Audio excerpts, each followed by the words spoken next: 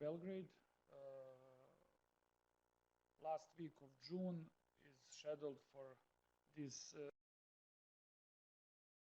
interesting virtual meetings of Southeast European hub, and I'm sure that Sorina has some interesting overview of last month in this. Thank you, Nicola. Hello, everyone. I hope you can hear me well. And I hope it's the same for our colleagues online. Let me check.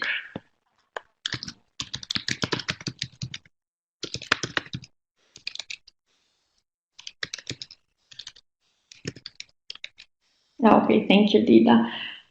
Yes, we have had few internet governance digital policy developments this month. Our community members, fellows, interns, and few other people from Southeastern Europe have contributed to putting them together.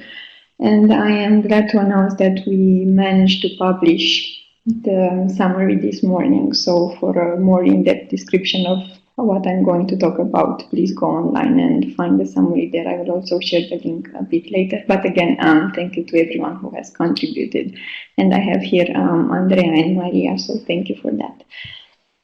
Okay, going quickly through the developments and then asking for input from you in Belgrade and our colleagues online. And as usual, we have them by basket or issue, and we start with infrastructure. In Turkey, there was a tender, and two telecom companies, Avea and Vodafone, have won this tender, and they are implementing a 3-year project to deploy and operate mobile telecom infrastructure in over 1,400 locations in Turkey, which are currently not covered by internet. So that will help bridging a bit the digital divide in the country.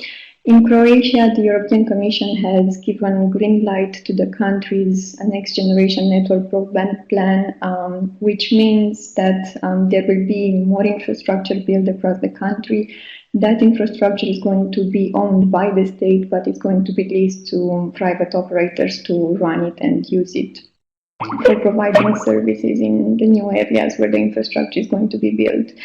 In Serbia, there is free Wi-Fi available now for drivers on the Serbian portion on Corridor 10, for now in one location, but the ministry announced that there are 9 more locations where this is going to happen, I think in the upcoming months.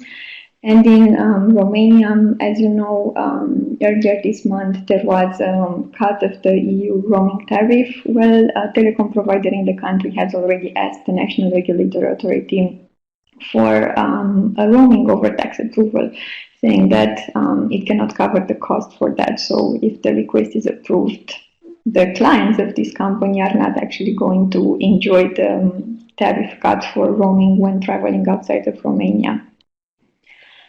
Internet of Things, there were 2 Internet of Things lab opened in Serbia, in Belgrade, and one in Chisinau and Moldova, and both of them are basically aimed to strengthen the local IoT communities and help develop applications and raise more awareness about Internet of Things in the 2 countries.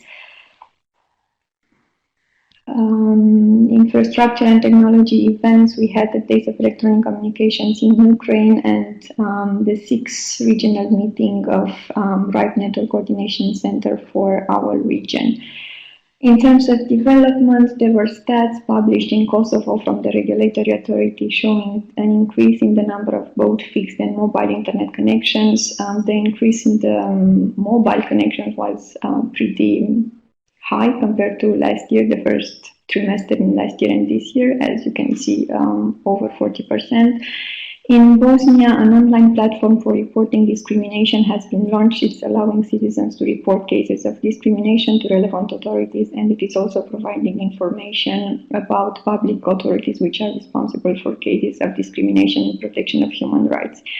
In Greece, the Ministry of Foreign Affairs, the General Secretariat for Greeks Abroad, and the Southeastern European Studies at Oxford have launched the digital map of Greek diaspora, basically mapping out the presence of Greek communities around the world. The map is interactive. The ministry says it's going to be updated periodically, and it is also aimed to serve as a tool for promoting Greek content and language via the internet. And in Slovenia, the country's educational network and also CCTLD registry is starting to implement a 4G program to deploy or enhance ICT infrastructure in schools. The program has three components. First of all, building infrastructure where it doesn't exist. Second of all, equipping school with ICT equipment. And third of all, helping create the services and the content in school, with basically the overall objective of enhancing the use of ICTs in the educational system and better preparing students for the new requirements of the world of work. Events, we had Open Data Meetup in Ljubljana, DocuTech in Pristina, festival in Bucharest, and an Open Data Challenge in Ukraine across the country. Cybersecurity in Serbia, Cybersecurity Nexus has been launched as a platform for the various stakeholders across the country to work together on shaping the country's cybersecurity policy environment and also on strengthening awareness and institutional capacities when it comes to cybersecurity. This was launched in the framework of an event that was held earlier this month with support from OSCE. In Ukraine, the universities are about to start preparing cybersecurity specialists. The National Agency for Higher Education has approved higher education standards for bachelor program in cybersecurity, and those programs are to be launched starting the 2017-2018 academic year, so basically this autumn. In Georgia, scientists are proposing a project to create an e-signature scheme that is supposed to resist to forgery attacks. And in Croatia, an e-commerce platform and Kaspersky Lab are working together on making children safer online. So basically, the e-commerce platform, which also provides access to educational materials, is going to provide access to the Kaspersky Lab online tool for keeping children safer online. Events, I'm going to skip this. You can read more about them in the summary. Some quick overviews of what has been discussed there. In terms of economic developments, back to Croatia, there was a survey conducted by the National Association of E-commerce Providers, looking into the main challenges for online retailers in the country. And the top three challenges were administrative issues when it comes to managing the online store, a shortage of qualified staff to manage e-commerce operation, and legal changes which are basically bringing uncertainty for the e-commerce stores in the country. And one interesting development from Ukraine, the country's national bank is considering the possibility of issuing a national electronic currency based on blockchain technology. Now they are working together with private companies in the country trying to test the platform, and based on the results of that test, they are going to decide if it's going to be deployed widely or not. Next, we have a few other events related to legal issues, copyright, basically, and other intellectual property rights, one in Belgrade and one in Bucharest. And as many of you know, earlier this month, there was the 10th anniversary of the European Dialogue on Internet Governance. It was not in our region, but the reason for including it here is because the Southeast European community was present in Tallinn. There was a session dedicated to presenting the messages from CIDIG, and also members of our community participated in many sessions and many discussions during the 2 days at Eurodig. And I think that's it. We have a couple of events happening over the next 2 months in the region, and hopefully we will be writing about them when we come back from the summer holiday, but I guess Nicola is going to tell us more about that.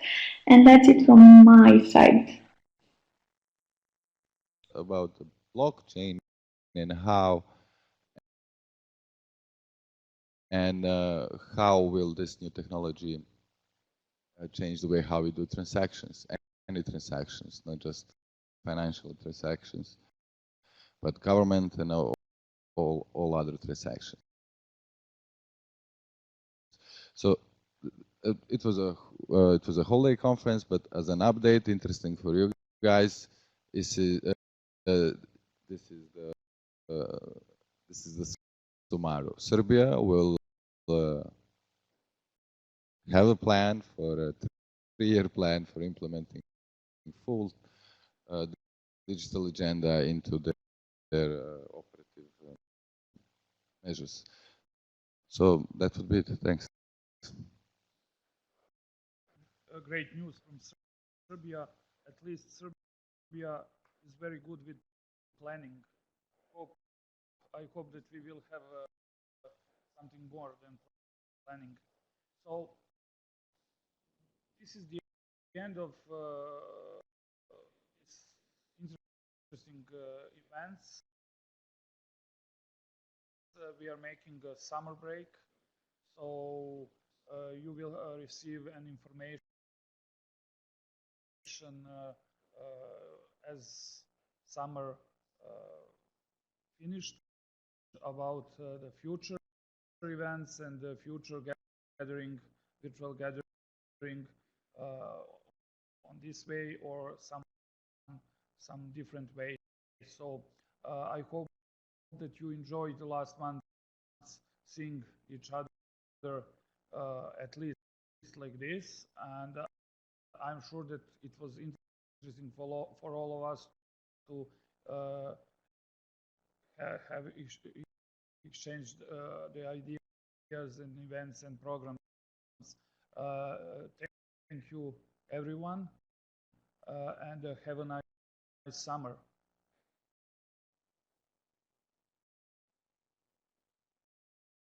Yeah, if someone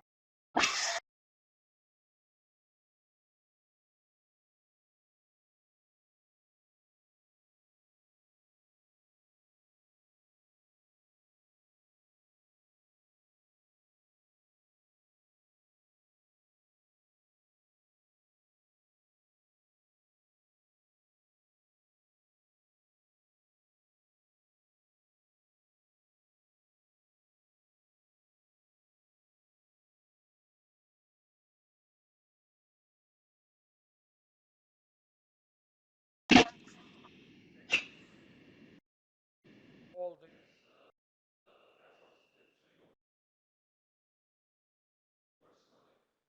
has. So anyone else from audience, someone wants to add something?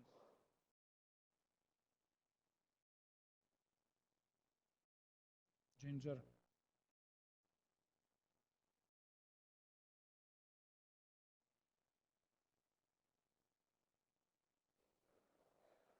To add something on this, what Ginger just wrote it down. It's a note from.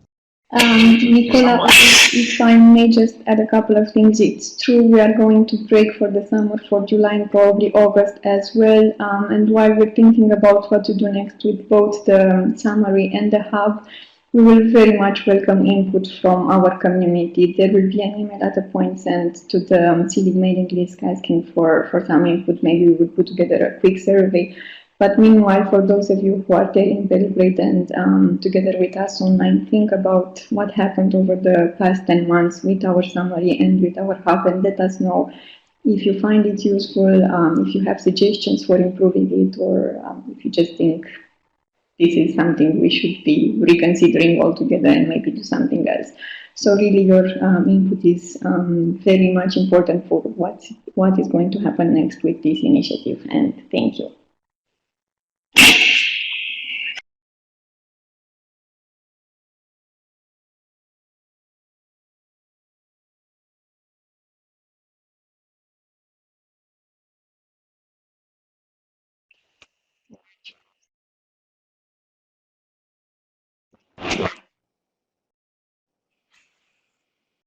Others can via voice or turn on your stereo.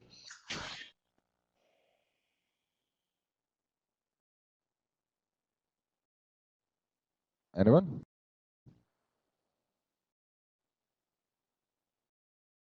As just a reminder for our attendees, you can use also audio. Just turn on your microphone and let us hear you. What is there anything you want to say?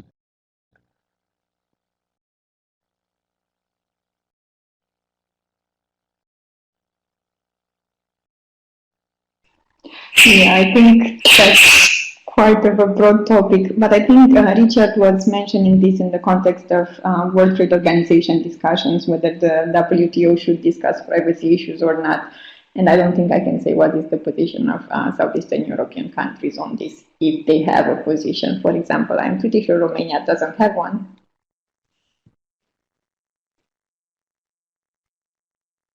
Not sure if someone would like to add something in the chat.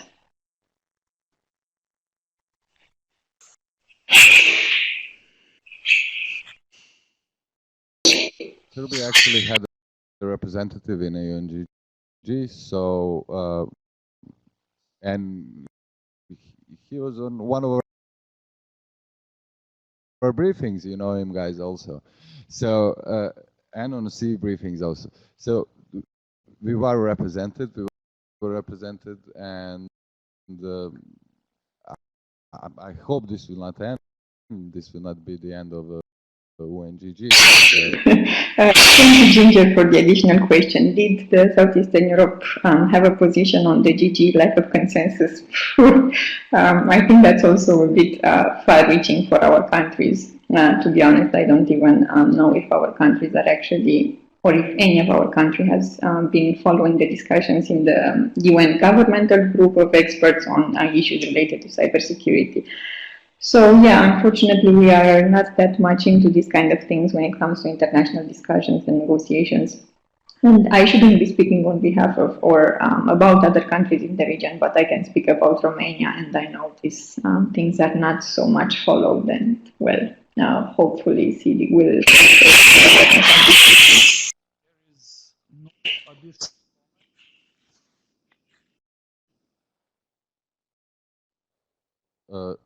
just to add what Ginger just asked, actually, yes, Balkans are into the Bitcoin, and I mean, we had a really bad experience of our currency tumbling down, like in the 90s, like doesn't work anything. So people are not so convinced with the traditional currencies, and will always try something new. So yes, Balkan is quite keen to cryptocurrency. We do have a lot of ATMs around Croatia, Slovenia, Serbia, and also places where you can buy cryptocurrencies. In one word, we are not so trustworthy to the regular currencies. So yes, we like to keep our currencies in many places. And just one more thing on the last Pizza Day in Slovenia. Pizza Day is a famous Bitcoin holiday, which celebrates the first use of Bitcoin by buying pizza for 10,000 Bitcoins, which is like many million dollars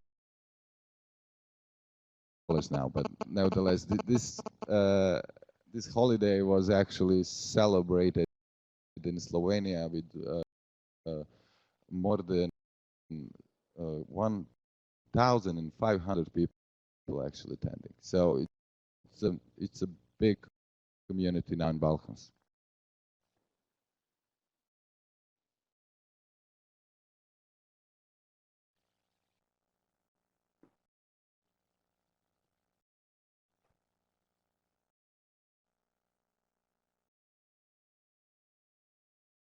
Day, Ginger. A pizza day celebration, yeah. It's a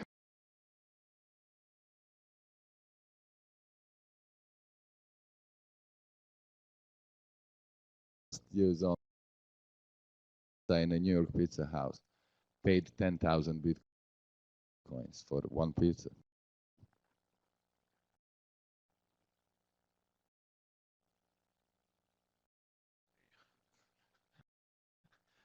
So enjoy your summer and see you very soon in a few weeks I'm sure that we will have a lot of things to exchange after the summer. Thank you very much.